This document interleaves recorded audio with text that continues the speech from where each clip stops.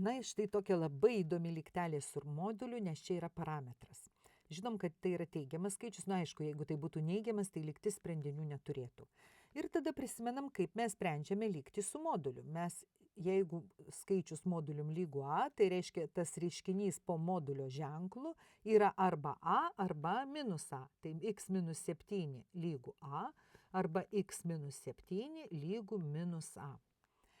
Iš čia mums reikia gauti reiškinio x minus a reikšmę, bet mes pirmiausiai gal x-iuką įsireiškiam. X lygu čia 7 plus a ir x lygu 7 minus a.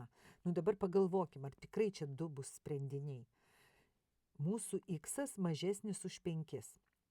Tai jeigu aš prie 7 pridėsiu teigiamą skaičių, taip, aš galiu gauti mažiau už 5. Nu negaliu, šitas man netinka. O dabar iš 7 atėmus teigiamą skaičių, aš jau galiu mažiau už 5 gauti. Pavyzdžiui, jeigu atimsiu 6, tai jau gausiu vienetą. Ar netinka? Reiškia, mano x yra būtent toks. Tai kamgi dabar lygus tas reiškinys x minus a, kai aš žinau x? Man reikia reiškinio x minus a, tai aš iš abiejų lygties pusių atimu a. X minus a būtų lygus 7 minus a ir dar minus a. Tai x minus a reiškinys būtų lygus 7 minus 2a. Randu tokį atsakymą, labai gerai. Išsprendžiau.